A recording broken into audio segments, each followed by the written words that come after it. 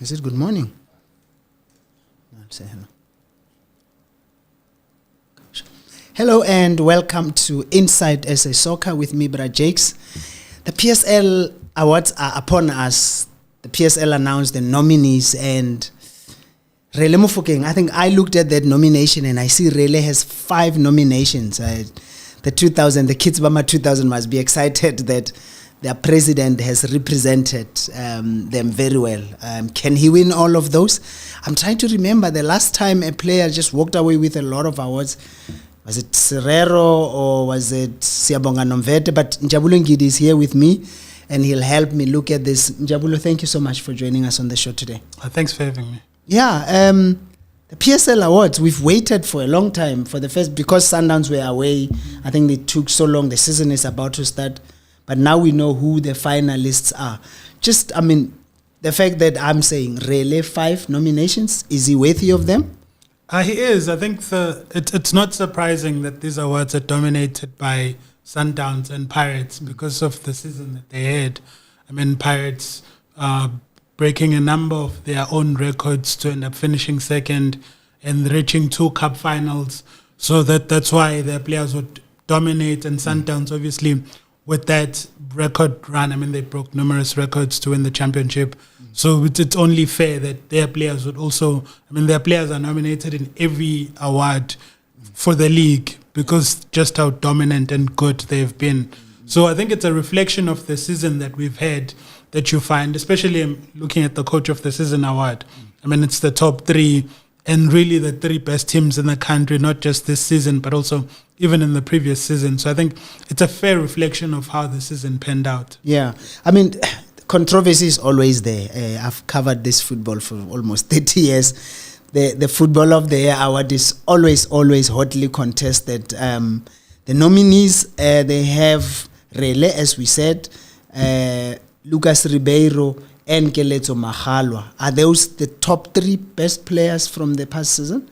I think that's the beauty and nature of these awards, is that everyone has an opinion. Everyone has a player that they love or feel should have been deserving ahead of whoever. For me, when that list came out, someone that I felt like was worthy of a nomination was Ikram Reyners. He finished second in the top goal scorer, was heavily involved, and when you look at the front 3 of Sundowns, he's the only one who was never off form. Yeah. Because there's a moment where Ribeiro dipped, Shalulile even was on the bench and they played the Brazilian.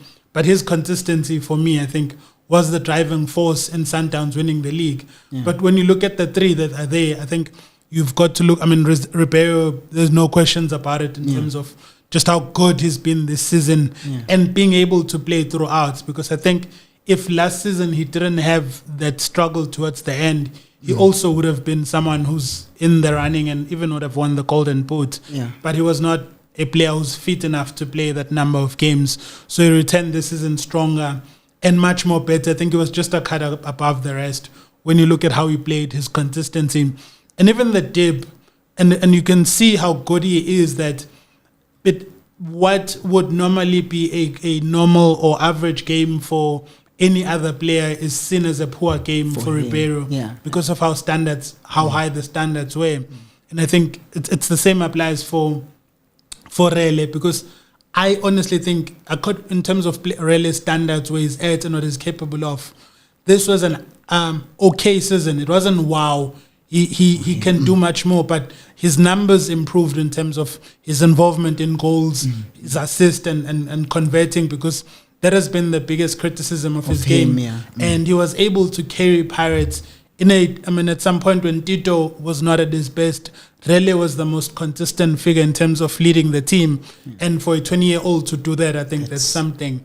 And even Keletso, I don't think he had a better season than Ikram Reyners, but it's not a bad shout. When you look at what he's done at Sekhukhune and where he's taken the club, when he went there, it looked like his career was over. That's true. I remember when he was being linked with Chiefs, there were some Chiefs fans who didn't like the thought of him, that they thought he was not good enough. But he's shown the player that Pito raved so much about, someone who was seen as a guy who could even take over Ukama Billiard at some point. He showed glimpses of that. So I think the 3 are worthy nominees.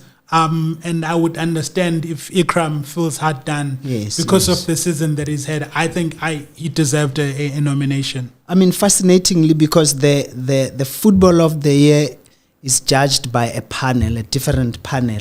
And I find it fascinating that the player's player is exactly the same three. That talks to the consistency of it, isn't it? Because then the player's player is voted for by the players themselves. And I think that's the beauty of these two main awards. Even though they're the most hotly contested and the topics are so huge around, but you really can't argue much on them because the footballer of the season is exclusively voted for by the coaches. They nominate and then they vote. Yeah. The only thing is that you can't nominate your player and you can't vote for your own player. Okay. Same with the player of the season is that each club gets 30 votes. So it's like 30 players who nominate and then vote. And also it's the same that you can't nominate your own teammate and you can't nominate, you can't vote for your own teammate. Yeah. And I think that's the best sort of praise you can get by winning these two awards. Yes. The first one, footballer of the season, you are voted for by the 16 Premier Division coach who say you're the best in the country. The players' player, it's the players who are saying you were our best. And these are the people who are competing with you throughout. And I think that's why they carry such prestige. Is also who votes. Yeah. Do you? I'm thinking it's the coaches, it's the players. Do you think there could be a let's do this together thing, where, say, I'll give an example, a Morocco Swallows team says, let's vote for a Bloemfontein Celtic player, or you think it's individually people who will be honest and say, but this isn't so and so performed? I'm asking this based on what I'm saying. It's exactly the same three. I think it's honest because also whoever wins these two awards is also someone who's a reflection of the league and a sort of a flag bearer of some sort of the league to say, this is where the level is and this is what we need to try and do. And if you're going to vote out of spite, then you sort of letting your own brand down and your own league down. And when you look at these are players that people have been talking about throughout the season. And I think Keleto, the conversation was not necessarily that loud because of the team he plays for. But his performances spoke loudly in terms of what he's able to do. And even for me, I think the whole you can't vote for your teammates, you can't nominate your whole teammate. I think that's also, I understand the sentiment where it comes from. But I don't think people in such awards, people are not going to be honest. Because it's you are essentially picking someone who's good. And it's the same with the coach of the season awards. You're not going to vote for a player just because they're your player. You're going to vote for someone who feels deserving. And you see that even leading up when these people are quizzed on who they would vote for, the candidates that they bring are candidates that really bring value. And that's why the nominees, you've never seen like a crazy nominee because it's someone that everyone, because it's a prize that everyone wants to win. And if you're not that guy, you're going to respect someone who had a better season than you and say, that's the guy and you vote for. I mean, the coach, it's Miguel Cardoso of Sundowns, Jose Ribeiro, Orlando Pirates, and Steve Barker of Stellenbosch. As you said, the top three performing teams. Are you happy with those nominees? Do you think those are the right nominees? I am, but also I'm conflicted in this, is that because of the political nature of this award and people having opinions and people wanting to defend their clubs, I feel like the Coach of the Season award has been diluted a bit to a point where it's now like a rubber stamping thing that the coach who wins the league is the Coach of the Season. And in some instances, I think that's the deserving winner. But I don't think in all seasons that's the guy who deserves to be Coach of the Season. That's why in seasons before we've had Gavin Hunt winning this for Black Leopards. Pito was at Super Sports. Roger Disa with Vets. With Amazulu because they were awarding people who've done great things based on what they have. And I don't think you should not necessarily be penalized for having the best players, but we should look at the holistic work that has been done. And I don't think we are doing that enough now. I'll make an example for Stellenbosch last season. And even this season, I mean, you look at the amount of quality players they lost. I mean, they lost Yeah, the core. nuts. Your number one, the top goal scorer. Yes. You lose your midfielder. You lose your Defender, longest right serving captain, and in the middle you lose Jaden Adams. To be able to keep the club at that level, looking at who is competing with and what they're bringing in, it's something worthy of being praised. And we're probably not going to see that anytime soon because of it's become so politicized that just give it to the coach who wins the league so you avoid conversation and all that. Yeah. But when you look at it, I think it's an award that we really need to be honest going forward, that just because you won the league is not necessarily mean that you're the best coach. Yeah. You did great, but there's someone who could have done better looking at where they're coming from. I think in this instance, when you look at where Cardoso comes from, I mean, he joined this team in December. Seven matches into the league. And I think it's 6 now with Yeah. the Royal AM. Yes. So you look at the turnaround where they were, he's someone, if you were to get it, who's deserving of it. But I feel like it should not just be that you're the coach you've won the league, therefore this award goes to you. I think that it needs to be a bit broader, because it's the only award where it's like, this is what you won, that's it. Yeah. In football of the season, in players play, and all the conversations that are had around those awards in terms of what you brought. And I think in the coach of the season, I think for the longest time, we've been taking the easy way out because of just the nature of it. And I think there have been instances where coaches have deserved this, even if they without necessarily winning the league. Yeah, I think to our listeners and viewers, we need to also make it clear that this is the Betway Premiership Code, because I think one of the things that people bring in, like what you've just said with Steve Barker, somebody will say, yeah, but this guy, as you said, they've lost so many players. They did very well. They finished third.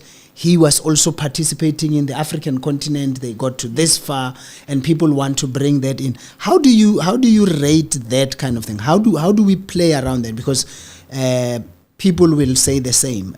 I mean, Miguel Cardoso, I sat on one of the panels, and one of the people were like speaking about Miguel Cardoso took them to the Champions League final, but somebody says, no, we are judging the Betway Premiership Coach of the season.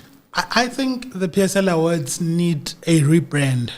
And it's probably not going to happen because they're so sponsor heavy. Yes. That it's the Betway Premiership, whatever.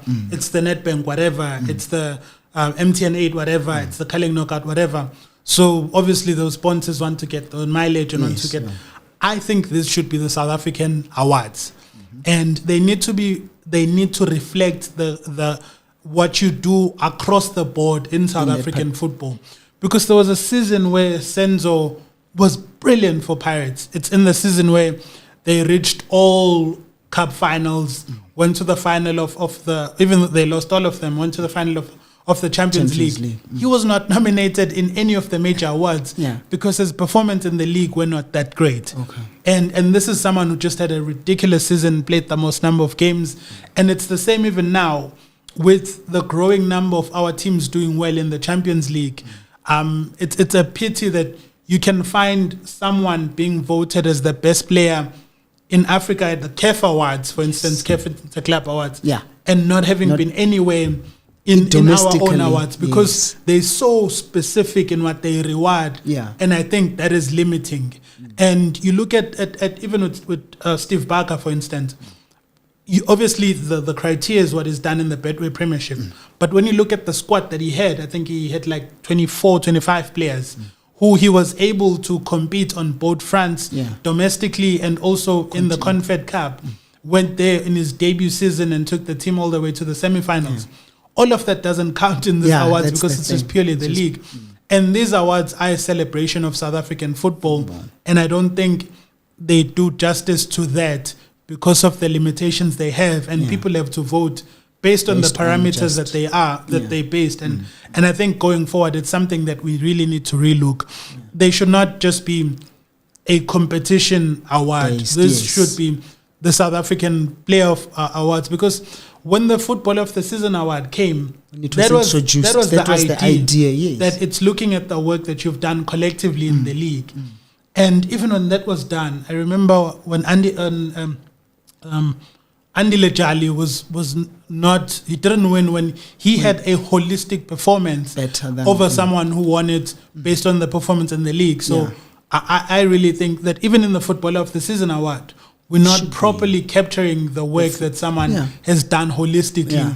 It's a very league bias, and which obviously because of who sponsors the main awards, it becomes that. But I think the way our awards are structured, they really shortchange the players and the coaches because we have to zone in into particular tournaments and not the holistic work of people that have done. Yeah, and I mean, if you look at it, we have the Nedbank Cup Awards. I looked at the nominees, only Chiefs players, 3 players.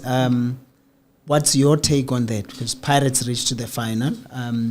Did they not have somebody worthy of being in the top 3? So that the disclaimer that I was part of the panel that voted for that award. Okay. And also the process is that before it even gets to a top 3, there are a number of names that are branded about. And part of the process is that each judge, you sort of come up with 3 names. Each 1, 2, 3 gets different level of points, and those points are sort of tallied, and whoever has the most points then becomes either part of the nominees or whatever. So there's, and I think that's also part of the tricky thing is that people just look at the names and then people think, they just won, Chiefs won it, it's Chiefs. But there's a process and conversations that go back and forth, where there's swaying or conversation. So it's not just therefore. And that's why I feel like with the Coach of the Season award, that has the politicized nature of the award has robbed that essence. That if yes, there are conversations that are strong, but they always slant heavily on the person that has won the league, and not just looking at the holistic. So the process is very thorough in terms of the games that are the names that have come about, and there isn't even that you confined to pick players. Obviously, the team that has won and reached the final would often get the nominations because of what they've done, but in those, it's such a complex and not like an open conversation that by the time you leave out of that panel, you leave satisfied, even if the nominees or even the person who ends up winning is not necessarily the one you chose, but you've had solid arguments that justify why someone has won, that you walk out there in a good space and confident of the process that you've been a part of. Yeah. So there's the PSL Young Player of the Year, and then the Nedbank Cup also have a most promising. What is it? Most promising player of this. And what's his name? Captain of, what do they call it? President of Mat 2000. He's nominated in both. They said most promising is really most promising. I think that's also where the branded nature of the awards come into issue. I mean, I remember when ABSA had it, they had like absolutely because they had to put in the ABSA. And even with this, because of the nature of the tournament, that it's a tournament that gives teams from the lower leagues an opportunity. And we've seen a number of players who've been unearthed through this tournament. So I get the principle of where the name comes from, that this is a young player that you've not necessarily seen or someone who's going to shine. And the key thing, so I think the 2 things is that the key thing is that you must be under 23 and you must have had a certain contribution in your team's success. And Rele ticks those boxes. But the promising before was not an issue before Rele. Because more often than not, it would be a player who not many people would have seen, because we had this culture where we're not giving young players a chance. And now that has completely changed, that the name ends up coming across as insulting when it's not, because you can't say Rele is promising. I think at the level he's at, even nominated for Footballer of the Season, he's someone that his qualities there, but he's still young. He fits the criteria. So you have to be under 23. So then he fits the criteria, and you can't. So the word then promising then becomes the issue, and that's a tournament thing, because that's how they've structured the Nedbank Cup. There's a tournament that unearths young talent, promising talent. Yeah, and then the MTN 8, like as you say, it's the title. What do they call it? Last man standing. Last man standing. And by virtue of that, that would go to the last team standing. Because and what are their nominees? It's okay, but at least there is a Stellenbosch player nominated. Fawaz is nominated. You've got Dion Hoto and you've got Rele again. There isn't. Yeah. And I think when you look at the contribution that all those three made, they're worthy, they're deserving of that nod, because Stellenbosch had a great run. I mean, they knocked out Sundowns, beat them on both legs. Yes. Totally destroyed TS Galaxy in the first round, and really competed with Pirates. I think it took a lapse of concentration in that goal, Mabasa, and just moment of madness for the 1 year rally. Yeah. And that's the only thing that separated the two teams, because it looked like that game was going to go to extra time. I remember, yes. So I think it's deserving, and I think that's the... But it's the nature of awards everywhere. Even with the Ballon d'Ors, it's like, what have you won? Yeah. And it's become such a technical thing that, like, okay, you win this, then it's therefore done. Your ticket, And I think the nature, it's good now that we're having more open conversations about this. But the nature of us looking at everything along club allegiances has made that conversation to be so terrible that you get a situation where a Real Madrid, for instance, does not show up to their awards because their player is not going to win. Yes. Which for me, I felt like was insulting to the game itself. Because this is not about just you. It's a celebration of football. And if Rodri is there picking up that medal, that also is something that's going to inspire a player to come and win. Yeah. And I think that's become like, okay, let's take what you've won and then that's it. That's what you... But without necessarily looking at all of those things in terms of what is it that you've brought to the picture. Because especially in tournament football, sometimes the winner is not the best team in terms of football, but they've managed to get the result. No, I mean, a colleague of ours this morning in the morning show was talking about exactly that suddenly there's a Chelsea player, just because Chelsea won the Club World Cup, suddenly he's being touted as a potential Ballon d'Or winner, yet were they nowhere, nowhere near Mo Salah, what Mo Salah did, but suddenly just because he won this thing. So you are right. It's something we need to start thinking about. But I also think, for me, what also I would issue maybe as an advice to the PSL is that I also think that this award, that more often than not, the judging panel is named after the tournament. So you sometimes have to go back and watch certain games that you watched with a different eye because you were writing. There is someone who stood out at the back of your head, but you have to re-watch to see that. I think the panel should be named before the season starts. So that when you are watching, you are watching with that in mind, and you are looking at it holistically. Because even commentators and writers, you cover the game, but you look at it from a different perspective when you're covering to write than when you have to rewatch certain things. Because also, and that's the other challenge in terms of the nature of games that are seen, is that obviously the big teams would get more mileage, and the winners would get more mileage because they're in people's memories. But there are some players who do well who are not necessarily in those brackets, and because of the recency bias that you get when you're judging towards the end of the season, you're not able to look at certain things. And that's why for me it's nice to get a Keleto in there. Nominated. Yet for other people it's executed. A lot of people are going to look at, but what has he done? Because he plays for Isikukune, that's not always on TV, that has not reached it. So I totally agree. And then the curling knockout, I think that's a contest. I mean, the man won 400,000. The fans said he was the best player.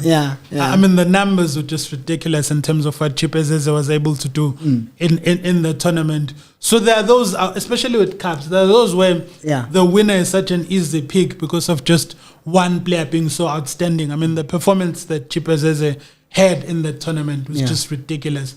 And the teams that Magesi beat to win the tournament was testament of the work that he did. And I think that is reflecting also of him being nominated for goalkeeper of the season. Because it just shows how Just good the he has abilities. been as a goalkeeper. Yeah. And I think that one, I mean, the performances of Makesi and how they got to the final is reflective of the nominees, because That- it's rewarding just that. Now he should walk that one. How do you rate his chances for the goalkeeper award? I mean, he's against Ronwen and Sipho Chaine. I think that's it. I think for him, I think a nomination is good enough in terms of acknowledging the work that is done. I think when you look at what Sipho China has done for, and also the maturity and this performance throughout, it's just been ridiculous, and I think is a strong favorite for that. And with Ronwen, and I think also it's a reflection of how good he is. Who's that, Ronwen? Ronwen Williams. That this season Was not appears his- like he was not good. Yeah. But the numbers, I mean, he kept, I think, based on the games that he played, I think of the three, he kept the least, he considered the least number of goals, even though he played a fewer games Yeah. than Usipho. But the standard has been so high on Ronwen that we see this season It's not as been- not good enough for him. But it's still, when you look at what is done, I mean, it's a worthy nomination. And if you were to walk away with it, it would not be a bad shot because of just the work that is able to do. Also, and that's the thing, is that even though you are not mentioning this because they're not forming part of what you've done, but it should, and that's for me one of the issues with the awards and how they're structured. Yeah. For one of the things that makes his performance so good is that it's coming at the back of a season where he had a ridiculous number of games for both club and country. Yeah. He went all over the continent. I think he went outside of the country 12 times. I remember doing a story on just the number of games he played, He's almost played 60 outside. games Yeah. for both club and country. To come off that season and be in a bad season and do like And he still did, do like that. that is a reflection of just how good he is. Yeah. And he's the reigning goalkeeper of the Africa's on the best continent. goalkeeper. Yeah, so yeah. And then the other positions, the midfield position, they have, I think McCallum, you'll be very happy that your Yeah, homeboy I mean, is there. whenever there's Twin a brother. bearded man in the running, that's my vote, like representing Yeah. us. I think, I mean, also that, I mean, you look at it, because the season was just so Sundowns Pirates heavy. It's not Surprising. it's not surprising that there are two players who dominate those. And I mean, the season that Makaula had at 35 was just ridiculous. How much ground he covers, how he moves, and even the work that he did to protect the back four, because Pirates had a very like troubling season where they lost almost all of their defenders and had to keep chopping and changing. Yeah, yeah. But it was one of the most consistent figures in that defense because of the work that he put in at the back. So I think he's worthy of that. I mean, and Tebogo, I mean, it's just pure quality, what he's able to do. To even having started where you're not in good terms with your coach, and then you come and have the season that you've Is had. he worthy? I looked at it, I'm like, did Tebogo have that kind of season to be here? He did, but that's also the other thing that comes to mind when, and it's the same thing with Ronwen, is that their standards are so high that, and when they have an okay season, their season is still on par with some players who've had their good season. Okay. So we look at him differently because we know how good he is. Yeah, And it's the same with Ronwen. It's not a criticism, it's just that we know how much you can do. Yeah. That this season there have been some goals where it feels like you could have done better just because of the quality that you have. And I think it's the same with Urele. That's why it feels like when you say he's the most promising player, it feels like insulting. Yeah. But that's the name of the tournament. He fits into the age group. Yeah.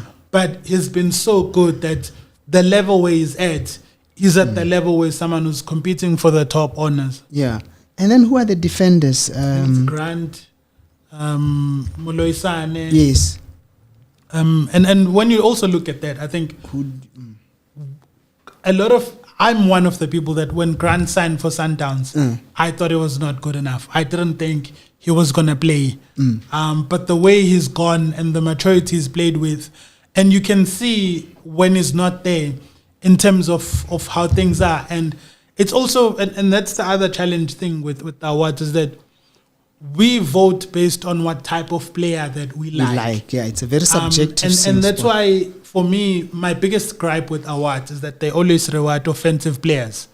I think the performance, for instance, of Sipho Chine is worthy of being nominated for Football of the Season. I remember Andre Arendse actually once won Football of the Season as a goalkeeper. And I think the others like Ronwe, Itu. Yes. It's something that you seldom get defenders being, and that's how those awards ended up coming, the defender and the midfielder. Because it was always just about strikers, because that's what these awards are. Yeah. Even the Ballon d'Ors, it's rewarding strikers. It's rare to get a goalkeeper or a defensive player winning these awards. And that's because that's what people want to see. And that's why it's always going to be a subjective conversation, because it's the type of football I want. And when people think defender, some think like they want tough tackling, and they must take out everything, and they must run, and they must. But we're in an era where defenders are playing. I mean, this whole thing playing from the back. You have to be smart. You have to be good in terms of how you play. That's how even Rivaldo ended up being one of the best players in terms of that position, because of just how good he is. So in that defender, we still have this notion that you must win tackles, you must be kicking everything in front of you. But the game has evolved, and sometimes our conversations and where we at, we don't evolve enough. So you think who would win the defender? Who should? I think when you look at that, I think Grant. I mean, Grant or Moloisan. I think the work that Moloisan has done, and to get to a point where you even nominated, you get called up to the national team. It shows the growth that he's had, and the contribution that he had at Stellenbosch. I think he deserves it. But I think the difference that you see at Sundowns and Grant is there, not there, shows the quality of him as a player. And I think that's why he would not be a bad shout to win that one. I mean, overall, you look at all these players and you are satisfied that these are the best performers throughout this past season. Is there anybody you feel maybe was left out? Okay, you spoke of Ikram Reyners. Anybody else you think perhaps should have had a shout? I mean, when you look at Salles, for instance, you look at age, and that's also the thing that with the young player of the year award, for instance. I mean, age, he ticks that box. Contribution, I think he was the third top goal scorer after Ribeiro and who are you referring to? Atta Salles. For young player, I think he's someone who was worthy of a nomination. How old is Arthur Salles? 21. Goodness. That's the other thing, 21 or 22. Yeah, but you look at him, you don't think that. He's a youngster. So in terms of his age, he fits the bill. And that's the thing sometimes, is that when we get bogged out too much about just the boxes, then we end up not seeing the other, the real value. Because when you look at all the boxes that you need in terms of to be nominated for that, and there's probably someone who was in the long list, and probably but didn't because the judges then, and I think maybe that's something that might be worth looking at going forward, to say, these are the people in the long list, and these are the final like three. they do with the FIFA and the CAF awards, where they say they'll release the 20, and then a few weeks later you then say this. Because I think also then that will give people assurance that the process is thorough. It's not just like ticking to say, okay, Chiefs won Nedbank Cup, all three Chiefs players must get it. So if you show the long list, then you're seeing the process that, okay, this is where we got through. And even when you feel maybe someone was hard done, you see where they were and what. Because I think Ikram probably was in the long list, but it just did not necessarily make the final three. And if with that, I think people would be more satisfied, because they would get a sense of how thorough the process is. Are they going to, I mean, in the past few seasons, these awards were held, what they call it, virtually. Are they going to have those good old days when we would go to a big function and like becomes, when the we all wedding put out our tuxedos out? The awards are on the 29th at 7 and are going to be live, and that sort of gives it away that it's just going to be a broadcast thing where the winners have those videos and that's it. I think, look, I mean, I understood why we went there. It was COVID and all that, but we are out of COVID, and it's like the Oscars. It's the celebration of a season that was. But I suppose, given now that it's even so close to the new season, clubs will probably be saying we are in pre-season and all that. But if you're gonna delay announcing and you're saying you're not revealing these awards because Sundowns are at the Club World Cup, then you cannot justify that they're in pre-season. That's why you're not doing the event. Because that would have been at the back of your mind in terms of when you were announcing when these awards are going to be. Because if you're saying this is to respect Sundowns playing at the World Cup, that's why we're not announcing the awards and we're delaying the nominees, then what is the point if all of this is going to be virtual? And they're not, because you could have just done it. Them being there. And it was, if it's a broadcast thing, it still would have been broadcast because whoever won would have delivered that message. From wherever they are. Yeah. Now, just before we close, what are you making of the pre-season? The clubs are signing. Pirates are out in Spain. Chiefs are in the Netherlands. Sekhukhune United are signing everybody. I don't know what Eric Tingler is going to do with that squad, but just what's been your take of what's happening now in the pre-season? I think it's something that I've had a concern before, and it still keeps happening, and I think it's going to happen. I think if season in, season out, you're signing 10 players and releasing 10 players, there's something that you're not doing right. And that is something that is consistent in our clubs, that we sign a number of players and release a number of players, and some of them not even having spent a season there. I think the scouting process and how our teams buy players, and that's just in general, needs to be better. When you look at the high number of signings and high numbers of departures, without fail, a team has done okay if they only release 8 and sign 8, but it tends to get into the double digits. And for me, that is a reflection of someone not doing their job enough. And I think our teams are not doing a good job in how they sign players. And that is a reflection in terms of when they release them, because it's understandable that you sign someone and things don't work out, but it can't be a season in, season out thing, and you don't see a problem in that. And it's the same with the hiring of coaches. I find that the way teams appoint coaches in our league is unimaginative and boring. I mean, Kevin Hunt is on his 100th team now, and that can't be that's the only person that you sort of have. And that's not a dig at Kevin, but it becomes like an easy thing. He's available, he's experienced, let's go get him. It's not what this team is, what is our identity, what we're trying to do. No. And funny enough, someone who gets stick for how he treats coaches, I feel like he's not praised enough for the creativity and the imagination he carries when it comes to appointing coaches, and that's Chipa Mpengezi. Now he's got a young Badela, someone who's got potential, who's shown, went with Rulani to Withered. He's been Sundowns DDC coach. He's a young and exciting coach that I'm looking forward to seeing, because he's someone with a fresh perspective and fresh eyes who's going to give our game something we didn't have. And you look at some of the coaches brought before. He gave Kopo his first Premier Division coaching gig, and someone who was Pito's assistant at some point.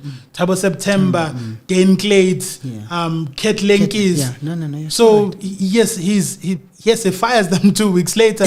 But the fact that he's got this interesting perspective in how he hires coaches, for me, that's someone that is something that we need in the game.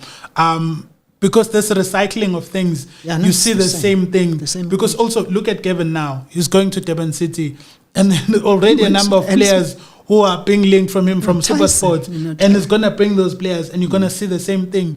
And I feel like that is holding our game at ransom, when we see the same faces going around and we're not bringing in enough fresh, innovative people. And I think, Rivero came from nowhere and he brought something to our game. Wadu at Gallants, also, I think that's also another team that, they fire coaches a lot, but they are very creative in what they bring. And it shows. And I think our club owners are very lazy when it comes to the appointing of coaches. It's just the same old. You'll see it now, like, when someone gets fired, they're going to come back. Like, Clinton look at Eric, he's going to get a job. Owen Takama is going to get a job. Yeah. Eric Tinkler might get fired at Sekhukhune and get a job somewhere else. He's also someone who's been rotated so much. I mean, he's coaching almost every major province. Yeah. And what is that doing to our game? That for me is my worry.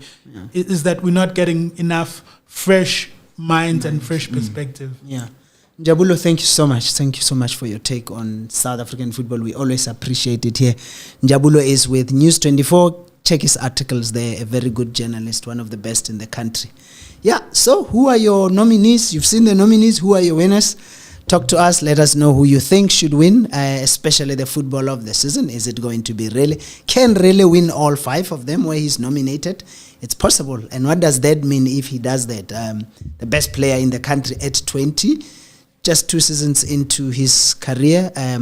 Let's see. We will see when the awards happen. But thank you so much for joining us here on Inside SA Soccer. Let's meet again in the next episode.